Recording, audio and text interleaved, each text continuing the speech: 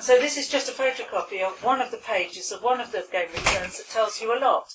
And you'll see it says at the top 1836, 179, that's a reference number of game laws, a return of the number of commitments, prosecutions and convictions, blah, blah, blah, since the 1st of November 1833. But you can see that it's actually published the names of the people and what their offence was, what they got for it. And you can see a little way down there, 151, is Leonard Metcalfe and John Metcalfe, armed in the night to destroy game, tried at the General Quarter Sessions, transportation for 7 years for Leonard, and 12 calendar months for John Metcalfe. So probably the reason for the difference is that there wasn't a fray, and Leonard Metcalfe was more violent in the affray, or maybe he'd got more previous convictions. So further down, 181, you'll see Henry Lee using snares to take game by night, 3 calendar months and fine sureties. So that's what we were talking about. He will almost certainly have ended up serving 9 months. And you can see that the vast majority of them are using snares that the little unwary animal would get its neck into, and at a different height if it was for a rabbit or a hare. And there was an incredible amount of skill to it, and you can tell by reading what poachers have written, of which the most famous example is James Hawker's journal. And you can see that some of them, very, very occasionally, they were using a gun to destroy game. William Gibson, 138, was using a gun to destroy game. Almost certainly, well, absolutely certainly actually, he was doing that during the daytime. During the daytime you could use a gun without being too noticeable from the point of view of the noise, because gentry could be legitimately hunting then. And so the sound of a gun didn't automatically mean that it was a poacher. But I have picked up that guns became more sophisticated over the period, but certainly for most of the period, poachers had special guns. They had guns that they could take apart into several pieces that they could stow in their pockets. James Hawker talks about using a small amount of powder, a small amount of powder being enough for a pheasant. You know, if you were trying to kill a person in a war, you'd need to use a different weapon and use a different amount of powder. And so when they shot at night, they weren't necessarily being devastatingly noisy, especially if it was fog or something. Apparently fog or that sort of thing could dampen the sound a lot. But if a gamekeeper did hear a gun at night, he did know that it was somebody poaching. Now, some of the other things that I've got to pass around are just pictures, and these two are paintings. The top one is of a gang of poachers being bought before a couple of JPs. One of them's got his leg up, so probably he's got gout. And it looks as if it's just a room in their house, and there's a gang of poachers have been brought in. And underneath there, another one, again a JP, obviously just in his own house, and the poachers being brought before him, and the servant is bringing him, holding a hare up in the air, and the poachers looking very bedraggled and miserable. And this is an artist's impression of an affray. In Nottinghamshire, the most common weapon for poachers to be armed with was stones. But since what was defined as a stone could weigh up to 7 pounds, I mean, I'd call that a rock, really, you know, and certainly, frequently, they were weighing 2 or 3 stones. They were really lethal weapons. They were probably more lethal than a gun. Most of the deaths that occurred of poachers or keepers, they'd simply been hit with something, very often a stone, and there were head injuries that killed them much more frequently than being shot. And when evidence was being given in court, quite often a lot was made of the fact that these sort of stones, the witness would say, the expert witness would say, cannot be found on the spot where the affray took place. There are no stones like this. And if this was accepted, it meant that the poachers were armed. It meant they must have brought the stones with them in their pockets. They obviously had huge pockets. Sometimes they brought the stones with them in their game bags. So they came out with stones to use as weapons in their game bags, and they came back with game in them. So if you brought stones that didn't occur naturally at that place, then you were armed, and that meant you were liable for a more severe penalty. Other evidence being given in court includes people saying the sort of mud that was on his boot is the sort of mud that comes from the site of the affray. Therefore, he was there. A button picked up at the site of the affray and shown to be the same as a button missing from a poacher's coat. These ones here is supposedly a picture of a poacher. But it's really not likely that somebody who really was a poacher would pose for a photograph over an identifiable field where he can be identified. But the portrait of the gamekeeper is genuine. It's a gamekeeper in the 1840s. The gamekeeper was allowed to be armed. Before the 1831 Game Act, when anybody could buy a certificate, and therefore a tenant farmer could buy the certificate that meant he could hunt, he was therefore entitled to have a gun. Before that, a tenant farmer could not legitimately have a gun. So there was an awful lot of resentment. If you imagine you're a large tenant farmer somewhere on the Duke of Newcastle's estates, for example, and the Duke of Newcastle's pheasants are eating all your grain, or the Duke of Newcastle's rabbits are eating your turnips, and the gamekeeper is allowed to stride around your farm with his gun, and if he chooses he may shoot something, claiming it's in the course of his duties, but you are the farmer and you are not allowed to have a gun and you can't shoot anything. So there was tremendous animosity between tenant farmers and gamekeepers. And there was a lot of complicity between gamekeepers and poachers. And secondary sources here, historians are agreed that often gamekeepers were in league with the poachers. In fact, sometimes they put things up, they allowed a conviction to take place to satisfy the landowner, and the gamekeeper may even have given the poacher the sum of money to pay for the fine in advance, just to keep his employer happy with the fact that he was apprehending some poachers.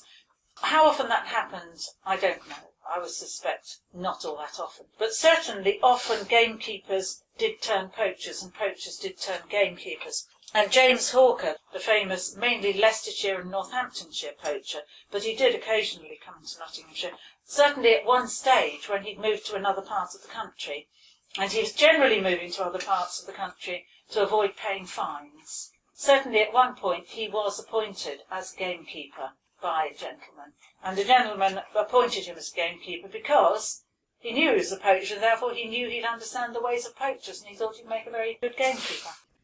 In Nottinghamshire, in the 19th century, it appears to be the case that the vast amount of what was being poached was rabbits. I think that might have been because the pheasants were being incredibly well preserved and looked after. And at one stage, quite late in the century, the Duke of Newcastle does decide to give up bothering about his rabbits.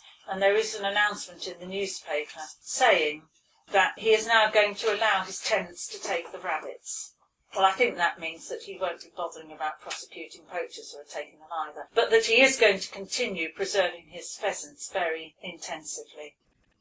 Still controversial at the moment is the issue amongst historians of overt and covert protest, and the extent to which the road to workers' rights and agricultural unions and all the rest of it was affected by overt protests and people overtly working for this, and covert protest.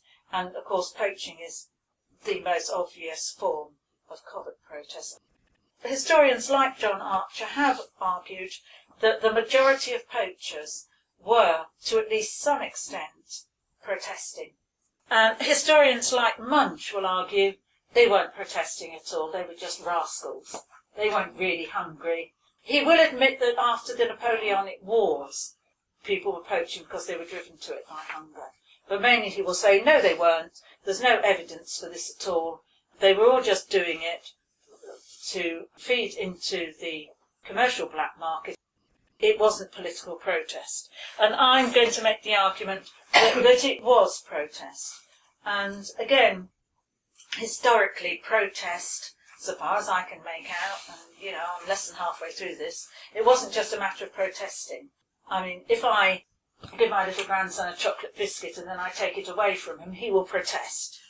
But I think to count as historical protest, there has to be an awareness that you're part of something that other people are doing, and that you're objecting in some way to the status quo.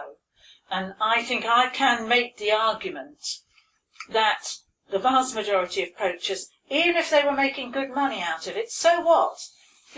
You're being paid a pittance, even when you're in full employment. you're still poor. So the fact that you're doing well out of it doesn't mean that you can't be protesting. The fact that you're doing it on a commercial scale doesn't mean that you can't be protesting against the situation as it is, which is that you can see around you these incredibly rich people who are allowed to take this game and the law precludes you from having it. So I'm going to make the case for protest. And I think I can make it from people's situations, from tracking some of the individual poachers where I managed to get their names and I managed to get a date of birth. Because even if their names seem relatively unusual, there'll always be umpteen others of people with the same name. I've got a database of already getting on for 1,000 poachers in Nottinghamshire and Leicestershire, and I haven't started on Derbyshire yet. Because from them, I want to take some who I can track, and I can find out what their situation was at the time that they were convicted, what their occupation was, what family they were trying to support, to back up my case for the fact that even if they had a job, they were still poor. And that backs up the idea of protest to some extent, though being poor doesn't necessarily back up protest. But I've also recently come across this anthropological idea of hidden transcripts. And I got very hooked on this. The idea is sort of that every now and again something peeks through that you're not hearing about. And I have this vision that you've got these vast numbers of working class poaching people in Nottinghamshire. And they don't write about what they feel, and nobody else writes about what they feel. And you get to learn very little about what they feel, but every now and again, in a court report, or something in the newspaper, something peeks through that just gives you a glimpse of how they feel. And that is a glimpse of a hidden transcript. And so from some of these things, I hope to make a case for protest being very significant in poaching. People like James Hawker really help, because James Hawker did write down how he felt. And he did write down that he was protesting. He was writing this when he was in his 60s, in about 1905. We went to live in a very poor part of the town, this was Gentry. In the year 1850, when I was 14 years of age, I commenced to poach. My father had tried to better our position lawfully and had failed. The class that starved me certainly tempted me with all their game and fish. Having no gun, no net, no dog, I was content for a while to poach fish with a ball of string hooks and small baits. I would catch pike ranging from £1 to £10 each. And again, later on he says, the only time he was imprisoned, he was actually imprisoned falsely. He hadn't been poaching at that time, but he was done for it. But he was poaching virtually all the rest of the time anyway. And they said, a man who still lives told the keepers I had a gun. It was a long piece of ash, and they knew this Oadby man had told a lie. But they sent me to Leicester jail for 7 days. They just thought it was time I was there. Ever since then I have poached with more bitterness against the class. He always refers to the upper class as the class. If I am able, I will poach till I die. And he was a great admirer of radical figures. So that, for example, he says, soon afterwards I made for Northampton, rather than pay a fine of £8 which I owed. He would have managed to accrue a fine of £8 by being convicted on more than one count. So that he might, for example, have been convicted for a fine of £5 for not having a licence. And then he might have been convicted for sums adding up to another £3. When I reached Kingsthorpe Hollow, on the outside of the town, I saw a notorious poacher speaking from a bedroom window. He was not a poacher of game, but a poacher on the privileges of the rich class. His name was Charles Bradlaugh. He was the greatest, most fearless of democrats that I ever knew. I never left that man, politically, till death parted us. I was in all his struggles. When they kicked him out of Parliament, I helped to put him back. At the same time, he was quite willing to criticise other working class men. He's very critical about people who drink. And he's very clear that a lot of his peers did drink away a lot of their money and that their families were in extreme poverty because they did drink so much.